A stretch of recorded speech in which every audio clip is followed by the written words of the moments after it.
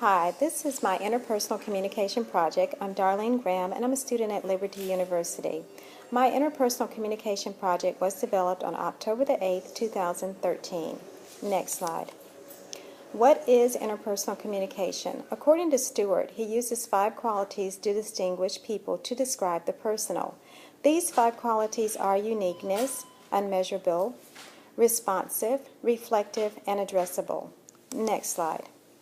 Stewart states that when communicators give and receive, or talk and listen in a way that emphasizes their uniqueness, unmeasurability, responsiveness, reflectiveness, and addressability, then communication between them is interpersonal. Next slide. There are 2 parts to communication. According to Stewart, there is inhaling and exhaling. Inhaling is a combination of perceiving and listening. Exhaling is expressing, disclosing, and sending. Next slide. My overarching goal is to become a more proficient listener, listening at level 1. Then I can become a better communicator to enlarge my conversation. According to Hank, he says that listening reveals what is important to the listener. Next slide. What is level 1 listening? According to Bertley Allen, level 1 listening is being aware and in the present moment, acknowledging and responding, not letting oneself be distracted, paying attention to the speaker's total communication, being empathetic to the speaker's feelings and thoughts, and also suspending one's own thoughts and feelings to pay attention solely to the listener. Next slide. How do I enlarge my conversation? There are several ways to enlarge my conversation. I chose 2. I can identify my communication barriers and needs. Also, I can utilize my strengths and knowledge and my communication style. Next slide. According to the Discovery Health Communications Test 2013, my test results were that I was average and I scored a 57, which leaves a lot of room for improvement. Next slide. My score is somewhere in the middle of the communication scale, not picture perfect, but right in the middle. I still have some desire to master the communication process, yet a concentrated effort is needed to develop these skills even further. Next slide.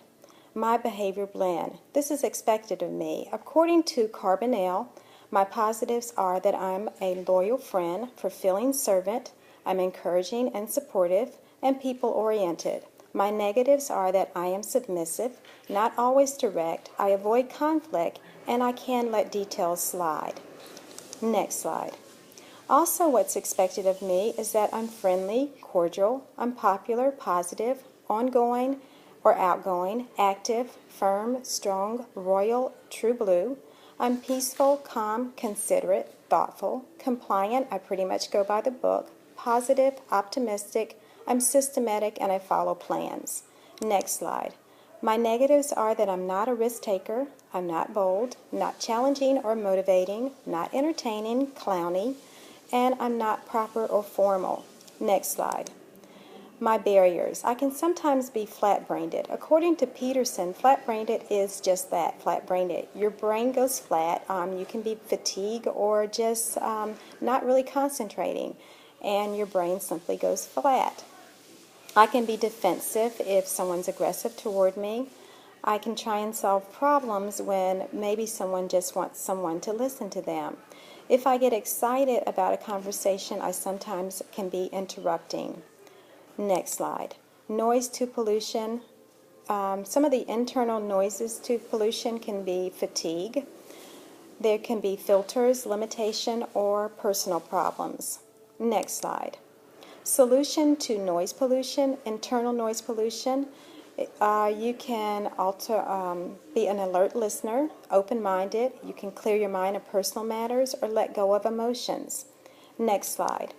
External solutions would be finding a quiet place to think, regulating the room temperature, paying attention to the talker, and maintaining eye contact. Next slide. My plan of action. According to Lewis and Graham, production listening does not occur naturally.